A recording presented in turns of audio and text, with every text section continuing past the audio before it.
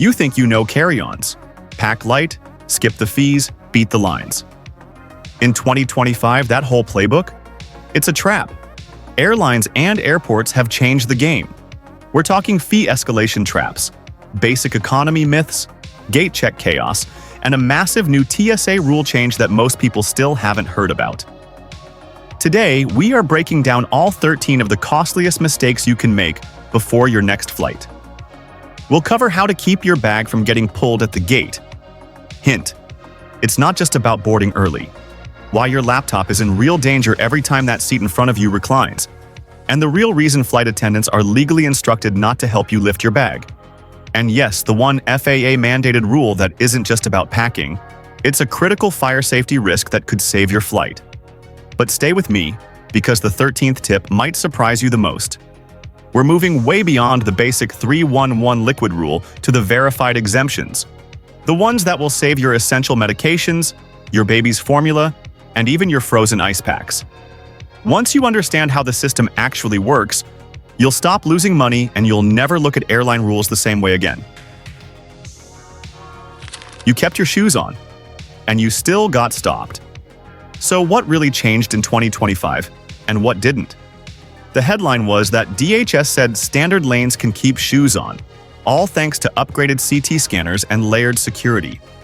These scanners create detailed 3D images, let officers rotate your bag on screen, and run automatic threat detection. This means they don't need a blanket shoe removal rule anymore. Here's the part you missed. This doesn't remove officer discretion. If the image flags something, or your footwear is bulky, has a lot of metal, or is platform style, they can still ask you to take them off. And this rollout isn't uniform. You'll see it in one airport, or even just one lane, and not the next. Here's the secret. This is not pre-check. The 2025 updates still keep laptops and liquids rules in place for standard lanes. You still have to pull your laptop out. You still follow 311 unless you're declaring an exemption. Pre-check is still faster because you keep shoes, belts, light jackets, and laptops in the bag. This new policy just narrows the gap, it doesn't erase it. So what actually gets you through quickest now? Show up with a clean setup. Empty your pockets into your bag before you get to the bins. If you do take your shoes off, place them flat. Put your laptop in its own bin when they ask. If you have medical liquids, breast milk, or ice packs, declare them up front and hand them over first. Keep the top layer of your bag tidy so the CT images are clear. Hard items separated, cables coiled, and no loose batteries rolling around. Then, just follow the prompts. If an officer asks you to do something, don't debate. Just comply and keep moving. Use this as a time saver, not a guarantee. Wear simple sneakers, skip the metal eyelets and thick soles, and just be ready for a quick secondary check. You asked a flight attendant to help hoist your bag and got a hard no. That's by design. It feels personal, but it's pure policy. Airlines and unions train crews not to lift passenger bags because that one motion is one of the top causes of on-the-job injuries for cabin staff. Add a crowded aisle, an awkward angle, and a moving plane, and you've got a perfect recipe for shoulder and back strains that can sideline a crew member for weeks. Here's the part most travelers never hear. During boarding, some airlines treat the aircraft as not yet in service for certain protections. That means if a flight attendant gets injured lifting your bag in that window, it might not even be covered by workers' comp. So what looks like a rude refusal is actually risk control, backed by union guidance and airline manuals. Crews are trained to coach you, spot you, and help find bin space, but not to take your bag's weight. There is one narrow, important exception. Under the Airline Passengers with Disabilities Bill of Rights, airlines must assist passengers with disabilities who ask for help, and that includes stowing and retrieving carry-on items. If you need that assistance, tell the staff at the gate before boarding, so they can plan and provide compliant support without putting a single attendant at risk. So your decision is simple. If you can't safely lift your bag to your eye level, plan to gate check it before the bins fill up. Pack to your own lift capacity. Use a lighter bag, split up heavy items, and keep your laptop and batteries in your personal item, just in case the carry-on gets tagged. You control the outcome. Pack a bag you can lift or check it. Don't build your plan around getting help in the cabin. Think basic economy means no carry-ons, period? Think again. The legacy carriers don't all play by the same script. On many routes, a basic fare still includes a standard carry-on plus a personal item. The catch is buried in the fine print and it changes by airline and by market. That fog is profitable. People see basic and just assume no bag, then pay to upgrade when they didn't even need to. The upsell works because the rule isn't universal, and airlines rarely highlight the exceptions at checkout. Let's use Delta as an example you can act on. Delta's basic economy allows one carry-on and one personal item on most trips. The trade-offs are elsewhere. No voluntary changes after 24 hours, you earn fewer sky miles, no upgrades, and you board dead last with a random seat. You still get to bring your rollaboard, but you'll be fighting for overhead space. Contrast that with the ultra-low-cost carriers like Spirit or Frontier. Their basic-style fares often restrict carry-ons or price them sky-high unless you buy early. The headline fare looks cheap, but the bag fee climbs at check-in and again at the gate. If their fare page says personal item only, they mean it. If you can live with boarding last and not picking your seat, keep the cheaper basic fare on legacy airlines like Delta, American, or United, and bring your carry-on. Save your money. The win is simple. Verify the bag rule on that specific airline's basic economy page before you click upgrade. The bag is often free. The real pain point is just the boarding order. You bought duty-free liquor abroad and then lost it at your US connection. Why? Those sealed, tamper-evident duty-free bags are fine on a direct flight to the States. The trouble starts when you land at your first US airport and have to re-clear security for a domestic connection.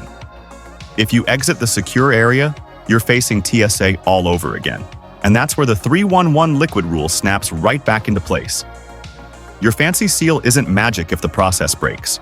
Let's decode the rule you're counting on. TSA does allow duty-free liquids through a US checkpoint during a connection if they're in a transparent, secure, tamper-evident bag, called a STEB, and you have the original receipt from the last 48 hours. On paper, that should protect your scotch. In practice, enforcement can be inconsistent. Travelers report items getting seized even when everything looked right, especially at airports that force everyone landside before rescreening. Two things trip people up. First, not every airport has a sterile transit from international to domestic. If the layout dumps you landside, you have to face TSA again, no exceptions. Second, those special bags and receipts hinge on being perfectly intact. Any broken seal, missing slip, or unclear date, and you're back under the 311 rule. So here's how you keep your purchase. Buy your duty-free on the final international leg, right before boarding. If you have a US connection, confirm that airport keeps you airside, in the secure area, for international to domestic transfers. If it doesn't, you need to plan to put that liquid into a checked bag at the connection. Time your purchase and map your connection flow, or you'll be handing that expensive bottle to a TSA agent. You pick the aisle for legroom and lose all your underseat space. This trade-off catches people every single day. The aisle seat often hides a metal support post or a chunky entertainment box, the in-flight entertainment box, right where your bag needs to slide. So your personal item scrapes, wedges, and then ends up living in your footwell. A little extra knee wiggle room doesn't help when your tote bag is biting into your shins for 6 hours. The middle seat usually gets the widest, most open under-seat space because its supports are farther apart. Window seats are a toss-up. Some planes run wiring or a smaller box along the wall, stealing a few inches. Others leave the window side clear, but the floor slopes, so taller items tilt forward. That's why your bag fits fine in one row and refuses to go in the next. Traveler measurements back this up. On common planes, people report the aisle bay shrinking by an inch or two in both width and height. Seat maps and crowdsourced photos all show the same pattern. Aisle seats are tight. The middle seat is the surprise winner for storage, and the window seat varies. If underseat space matters more to you than a quick exit, Pick your seat for storage, not just the aisle. Check the aircraft type on your booking, then look up a seat map with real photos and look for in-flight entertainment boxes. Bring a softer, tapered personal item that can flex around those posts. Choose the seat that actually fits your bag, and your legs will win too. The same bag costs $39 at booking and $99 at the gate. That's not a glitch. That's the plan. Ultra-low-cost carriers, ULCCs, build a fee ladder on purpose. They split bags into strict-sized tiers, then raise the prices step by step from the moment you book to the second you board. The later you decide to add a bag, the more you pay. That, "Oh, I'll just handle it at the gate" move? That is the single most expensive way to buy. The game is about dimensions, not weight, on most routes. If your bag fits their free personal item sizer box, you owe nothing. But if you miss by even an inch, it becomes a paid carry-on. Spirit's personal item limit is 18 by 14 by 8 inches. Their carry-on cap is 22 by 18 by 10. Frontier's personal item is 14 by 18 by 8, while its carry-on is 24 by 16 by 10. The sizer box and the fee menu are designed to meet right at the gate. And here's the sting. The online prepay price is the absolute floor. It's higher at the check-in counter. It costs even more at the airport kiosk. And the gate? That's the peak price. When a gate agent drops your bag in the sizer and it bulges, panic makes you pull out your credit card. That's the trap. So here's how you beat it. Prepay online if you absolutely must bring the bag. But first, try to size your luggage down to the free tier. Use a soft-sided bag that's 18 by 14 by 8 or smaller. Pack shoes sideways, move chargers to your pockets, and keep hard objects away from the edges so the bag can flex and fit into the sizer. Treat your bag's dimensions like the ticket itself. Get it right up front, and you win. You heard pre-boarding for families. Legally, that's not the protected group. The only guaranteed pre-boarding right in U.S. law applies to passengers with disabilities who say they need extra time or assistance. That's the gap most travelers miss. What sounds like a kind gesture at the gate versus what's actually backed by federal regulation. Under Federal Rule 14, CFR 382.93, airlines must offer pre-boarding to any passenger with a disability upon request. This is so they can board before the general rush. Gate agents do this by asking you to self-identify at the counter or podium. You don't need forms. You don't need to disclose your diagnosis. A simple, direct request like, "I need extra time to board due to a disability," triggers the airline's obligation. The agent should then place you in the pre-board group and coordinate any help you need. Families, meanwhile, are covered under airline policy, not a federal law. Carriers can and do change the age cutoffs, the number of adults who can board with the child, and where family groups even slot into the queue, which is often behind elites and credit card groups. That's why relying on families board first can backfire. So use the rule that's solid. If you need more time because of any disability, mobility, sensory, cognitive, or even a hidden one, you must speak up at the gate before boarding starts.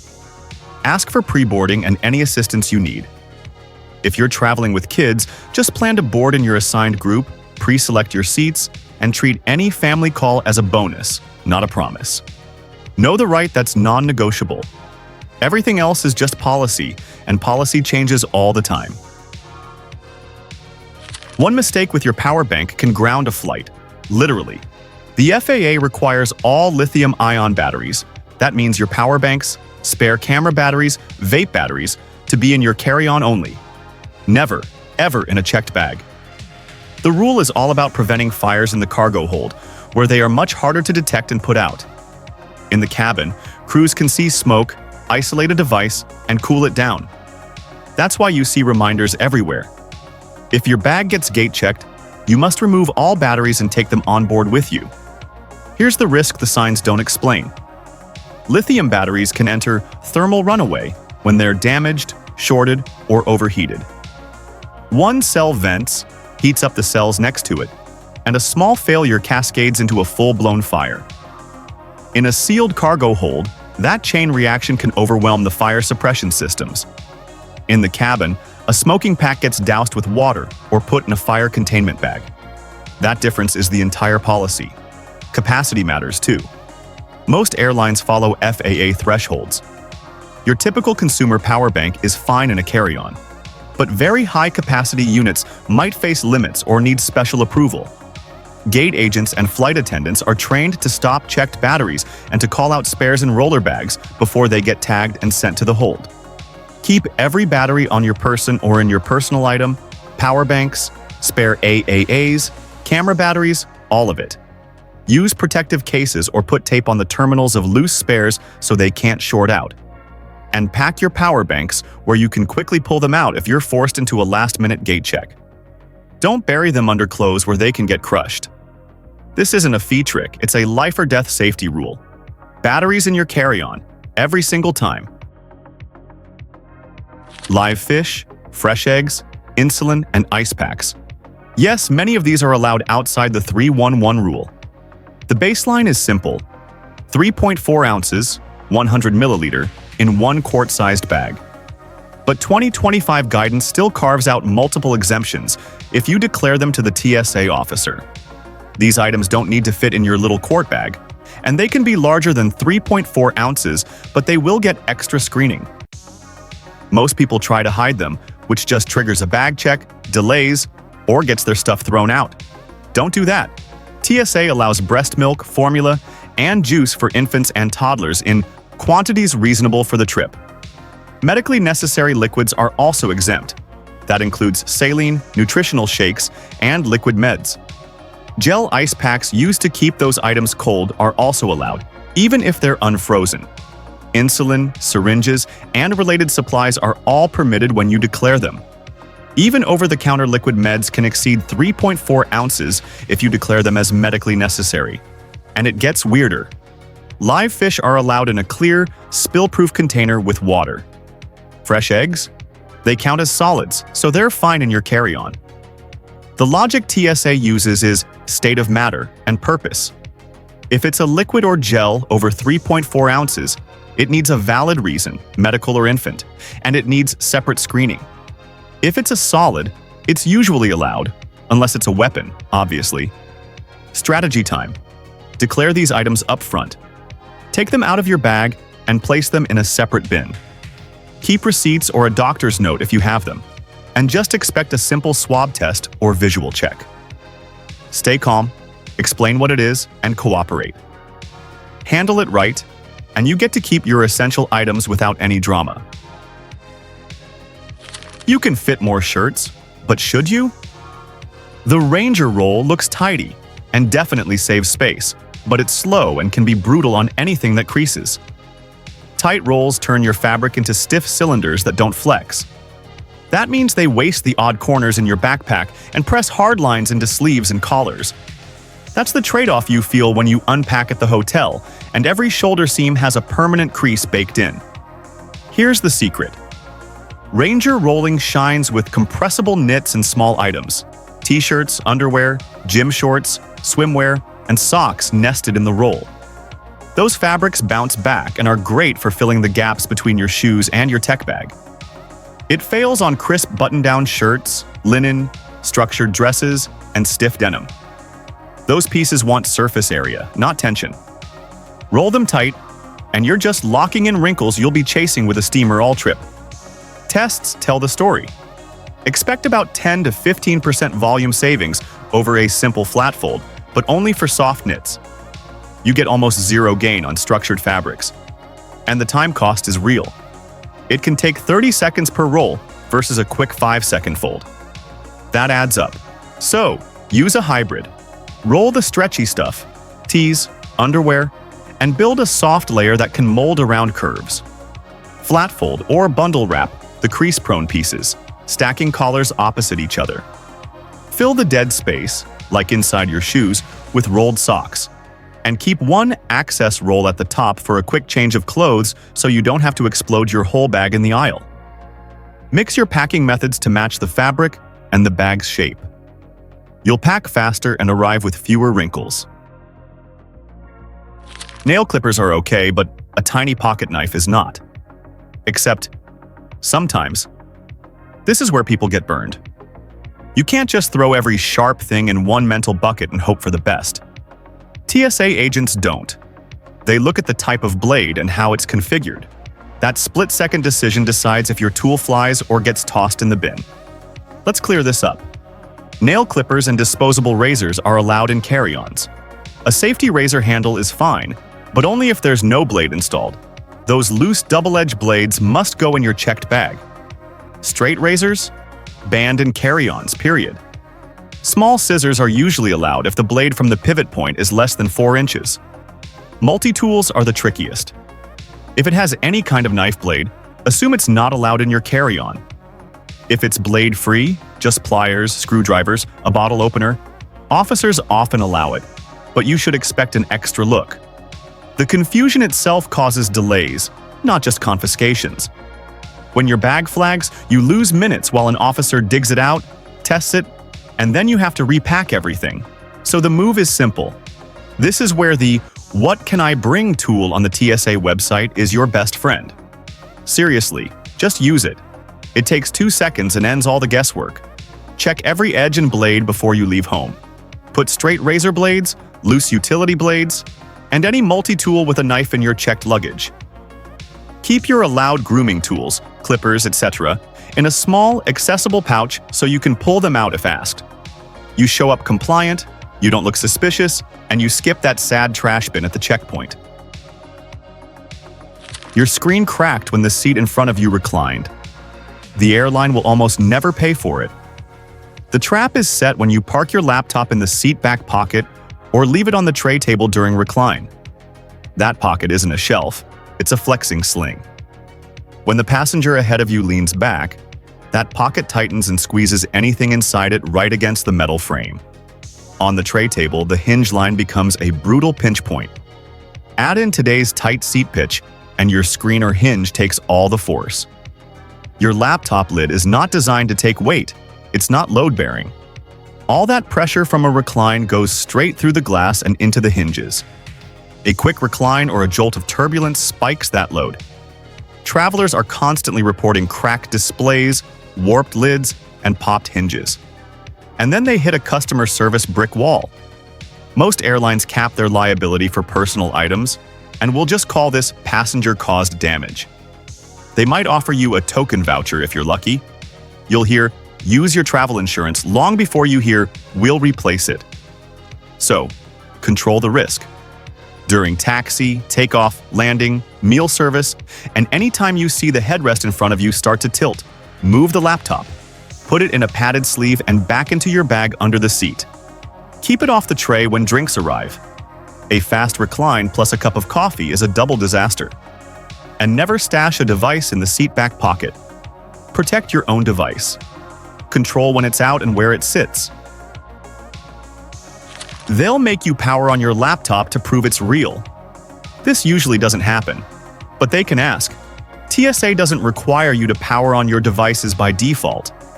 Officers use the X-ray or CT images first. If something looks off, like dense spots, odd wiring, or just a completely cluttered bag, they can pull you aside for extra screening. That may include asking you to turn a device on just to verify it's what it claims to be. That discretion is built into the process, so it varies by lane and by what the image shows. Standard lanes still want laptops out and in their own bin. Tablets can often stay in, but many officers prefer them separate if your bag is a mess. In pre-check, laptops typically stay in the bag, but that's not a shield from further checks. If an image flags, you'll be pulled aside and a power-on request can happen there too. A dead device doesn't fail a rule. It just slows you down. The risk window is simple. A drained battery can trigger swabs, a full visual inspection, and longer questioning while you frantically hunt for your charger. That delay snowballs if your cables are tangled or you buried the power brick in a cube at the bottom of your backpack. You'll waste minutes repacking while your group boards without you. So, build for speed. Keep at least 20 to 30% charge on your laptops, tablets, and e-readers before you even get to the checkpoint.